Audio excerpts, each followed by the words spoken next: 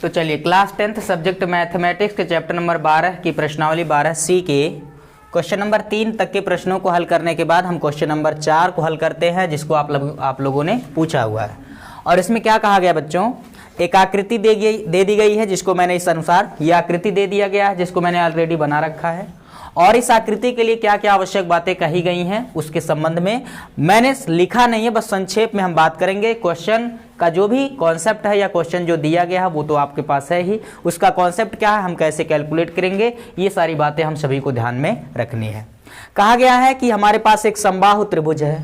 समबाहु, सम मतलब समान, बाहु मतलब कह सकते हैं भुजा, यानी जिस त्रिभुज की प्रत्येक भुजाएं समान लंबाई की होंगी उसे हम समबाहु त्रिभुज कहेंगे, ठीक है ना। और ABC एक समबाहु त्रिभुज है। इसकी जो क्षेत्रफल है ये दिया गया है 17,320.5 वर्ग सेंटीमीटर। आकृति में देखें तो ये ABC एक त्रिभुज नजर आ रहा है, ये त्रिभुज है समबाहु त्रिभुज, और इसका जो क्षेत्रफल है, संपूर्ण त्रिभुज का जो क्षेत्रफल है वो 17,320.5 वर्ग सेंटीमीटर है। अब बाबू कहा गया है कि छायांकित भाग, ये जो दिख रहा है ना आप लोग को छायांकित भाग, सभी ये जो त्रिभुज है, त्रिभुज के तीनों शीर्षों को केंद्र मान करके समान त्रिज्या मतलब त्रिज्या कौन है, जो समबाहु त्रिभुज की भुजा है उस भुजा की आधी लंबाई, संपूर्ण भुजा की जो लंबाई है उसकी आधी लंबाई लेकर के त्रिभुज के शीर्षों को केंद्र मान करके 3 वृत्त खींचे गए हैं। यानी समबाहु त्रिभुज की भुजा की लंबाई जो भी होगी उसकी आधी लंबाई लेकर के और शीर्षों को केंद्र मान करके 3 सर्कल यानी तीनों शीर्षों पर वृत्त खींचे गए हैं।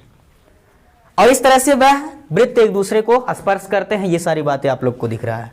और इन स्पर्श, तीनों वृत्तों के स्पर्श के अंतराल में एक थोड़ा सा एक क्षेत्र है, ये दिख रहा है ना, ये छायांकित भाग है। इस छायांकित भाग का हमको क्षेत्रफल निकालना है।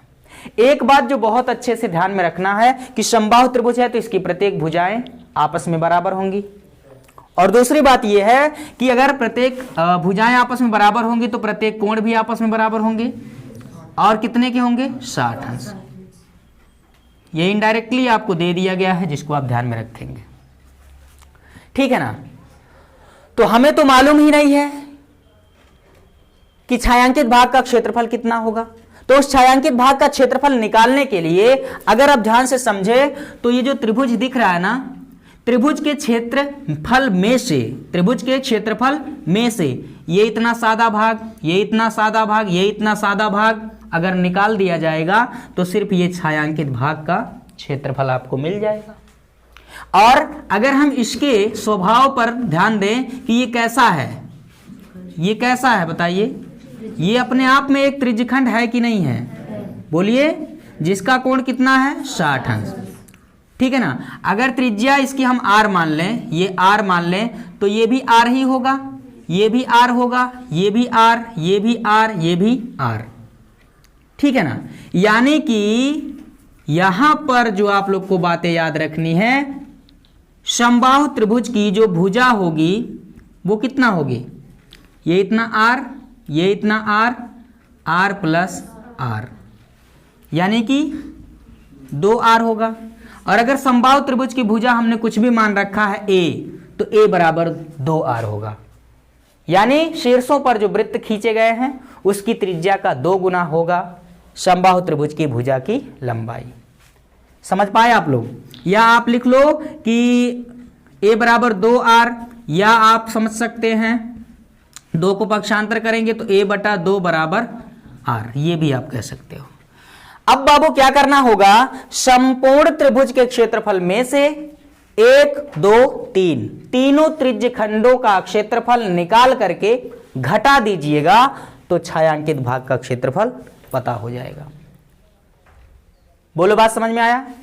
तो यही काम आप लोग को करना है। देखिए मैं लिखता हूं, तो जो यहां पर मैंने लिखा है एरिया ऑफ ट्रायंगल ABC, यानी समबाहु त्रिभुज है, ये हमें लिखना चाहिए समबाहु त्रिभुज का क्षेत्रफल, मैंने संक्षेप में लिख दिया एरिया ऑफ ट्रायंगल ABC। अब चूंकि समबाहु त्रिभुज का क्षेत्रफल कितना होता है, कर्डिम 3/4 गुणे भुजा स्क्वायर, भुजा का स्क्वायर बराबर 17,320.5। ठीक है ना। तो ये हो जाएगा कर्डिम 3/4 भुजा, जिसकी लंबाई हमने अगर a मान रखा है तो यहां हम लिखेंगे a का स्क्वायर बराबर 17,320.5। ठीक है ना। तो इन्हें आप पक्षांतर करेंगे तो a स्क्वायर बराबर, ये बटे में है तो इधर आने के बाद 17,320.5 के गुणा में 4 और बटे में कितना, करड़ी में 3। ये करड़ी में 3 बटे में आ जाएगा। ठीक है ना। अब क्या करेंगे, करड़ी में 3 का मान यहां पर रखेंगे कितना, 1.732। ठीक है ना। आगे 0.5 भी होता है। ठीक है ना। राजीव पब्लिकेशन या अन्य किसी बुक में भी आपको ये मिल जाएगा 1.73205 कर्डिम 3 की वैल्यू। ठीक है ना। नहीं दिया कोई बात नहीं, हम लोग कर्डिम 3 का मान इतना रखेंगे। ठीक है ना। अच्छा, ऐसा करने से क्या मिलेगा जरा चेक करना। यहां 17,320.5, यहां पर देखो 17,320.5 आ रहा है ना, दोनों सेम सेम नंबर है।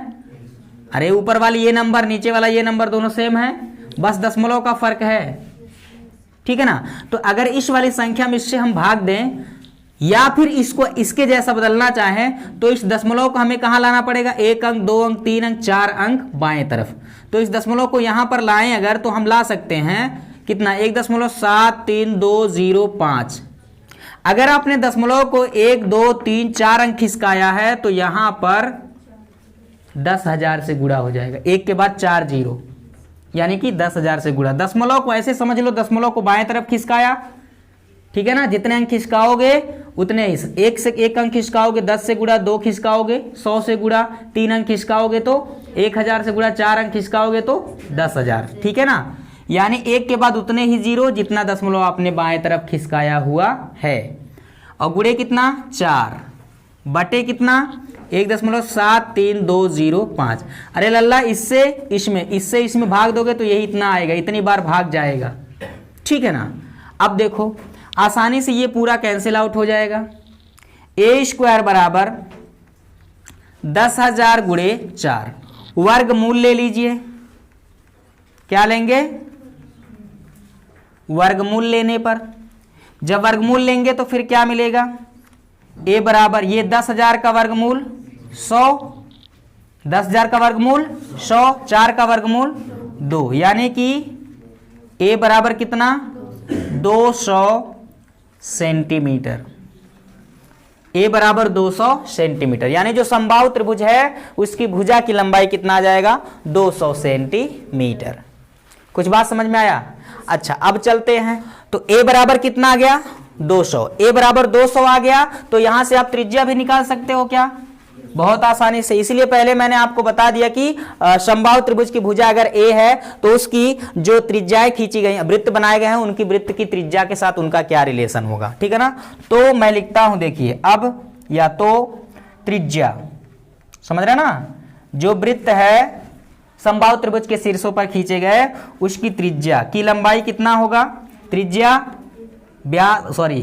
जो है वो भुजा का कितना होगा, आधा। देखो त्रिज्या r बराबर भुजा a बटा 2, यानी कि त्रिज्या r बराबर आ जाएगा a की लंबाई 200 बटा 2, यानी कि 200 में 2 से भाग करोगे तो कितना आएगा, 100 सेंटीमीटर आ जाएगा। बोलो क्या, त्रिज्या। ठीक है ना। जो वृत्त खींचे गए हैं इनकी त्रिज्या कितना आ गया, पूरा 100 सेंटीमीटर। अब आपको आसानी से छायांकित भाग का क्षेत्रफल निकाल देना है। ये आप लोग लिख लिए होंगे, इसको मिटा देते हैं, समझिएगा। ठीक है ना। यहां पर मैं लिखता हूं छायांकित भाग का क्षेत्रफल, छायांकित भाग का क्षेत्रफल। ठीक है ना। कैसे निकलेगा इस छायांकित भाग का क्षेत्रफल, समबाहु त्रिभुज का क्षेत्रफल, समबाहु त्रिभुज का क्षेत्रफल माइनस क्या, ये एक त्रिज्यखंड, 2 त्रिज्यखंड, 3 त्रिज्यखंड, तीनों त्रिज्यखंडों का क्षेत्रफल, ये त्रिज्यखंड ही तो है। ठीक है ना। तो माइनस, आगे तो स्पेस नहीं है, नीचे लिख दूं, समझ जाएंगे। तो नीचे मैं लिख देता हूं क्या, त्रिज्यखंड का क्षेत्रफल, त्रिज्यखंड का क्षेत्रफल। अब लल्ला यहाँ त्रिज्यखंड कितने हैं? 3 है, ठीक है ना। तो एक त्रिज्यखंड का क्षेत्रफल निकाल करके उसमें 3 से क्या करना? गुणा। यानी तीनों त्रिज्यखंडों के क्षेत्रफल बराबर होंगे। क्यों बराबर होंगे भाई? क्योंकि इनकी त्रिज्या और इनके कोण बराबर हैं, तो क्षेत्रफल भी बराबर ही आएगा। अब आगे समबाहु त्रिभुज का क्षेत्रफल जो कि ऑलरेडी दिया गया है 17,320.5, उसमें से घटाएंगे 3 गुणे त्रिज्यखंड का क्षेत्रफल जो कि होता है सामान्य सूत्र θ/360 πr²। बोलो होता है? अच्छा जी, 17,320.5 माइनस 3 गुणे थीटा का मान 60 अंश बटा 360 गुणे पाई का मान 22/7 या 3.14 गुणे आर का मान कितना? 100 का स्क्वायर। आर का मान कितना निकाला है हमने? 100 सेंटीमीटर। तो ये आ जाएगा 17,320.5 माइनस ये 6 के 36, ठीक है ना। 6 आ जाएगा और ये 6 से पुनः 6 जो है 3 से कट जाएगा, कितना आ जाएगा? 2। तो 1/2 गुणे 3.14 गुणे 100 का स्क्वायर, फिर वही कितना? 10,000। समझ गए बात को? अच्छा जी, आगे ये चाहो तो 17,320.5 माइनस गुणा कर लो 1/2। इसमें अगर गुणा करोगे लल्ला तो 2 जीरो, तो दशमलव को 2 अंक दाहिने तरफ खिसकाएगा, यानी 314 आ गया। ये 2 जीरो समाप्त, तो यहाँ दशमलव भी समाप्त। गुणा करने के बाद 100 से इसमें गुणा करोगे 2 दशमलव खत्म हो जाएगा। आगे बचेगा कितना? 100 यानी कि 2 जीरो बढ़ा लोगे। कुछ बात समझ में आया? तो गुणा अब इसमें 2 से भाग कर लो, कितना आ जाएगा? 2 1 कम 2 आ गया, 11 2 5 10 आ गया, 14 2 7 14, ठीक है ना। उसके बाद 00। समझ में आया क्या? अच्छा, आ गया 17,320.5 माइनस कितना? 1 का इसमें गुणे करेंगे 15,700 आ जाएगा। अब घटा लीजिए इसको आसानी से। कैसे घटाएंगे? बहुत आसान है। 17,320.5 में से घटाना पड़ेगा 15,700, ठीक है। दशमलव लगा के 0 लगा लीजिए, 5 में से 0 जाएगा 5, 0.02 13 में से 7 जाएगा 6, ठीक है ना। यहाँ कितना बचा? 6 में से 5 जाएगा 1, यानी 1620 दशमलव कितना? 5, 1620.5 क्या? वर्ग सेंटीमीटर होगा किसका क्षेत्रफल? ये जो छायांकित भाग है इसका क्षेत्रफल, ठीक है ना। तो मजाक मजाक में क्वेश्चन काफी लंबा हो गया, लेकिन इसको अच्छे से समझिएगा कि जो समबाहु त्रिभुज दिए गए हैं, इसकी जो भुजा होगी उस भुजा की आधी लंबाई त्रिज्या लेकर के तीनों कोनों पर बनाए गए हैं वृत्त। यानी कि अगर इसकी त्रिज्या ये इतना आ रहा है, ये इतना आ रहा है, तो यहां से यहां तक पूरा कौन होगा? बोलिए, भुजा होगा कि नहीं होगा? ये जो समबाहु त्रिभुज की एक भुजा की लंबाई है वो r + r यानी कि 2r के बराबर होगा। समबाहु त्रिभुज की भुजा r + r 2r के बराबर होगा। यानी अगर हम लोगों ने भुजा को a माना हुआ है तो a बराबर होगा r + r 2r, ठीक है ना। तो a बराबर 2r या r बराबर a/2। यानी ये जो इंपॉर्टेंट रिलेशन है ये बताता है कि समबाहु त्रिभुज की भुजा की जो लंबाई है, ठीक है ना, वह त्रिज्या का 2 गुना होगा, या त्रिज्या जो है भुजा की लंबाई का आधा होगा।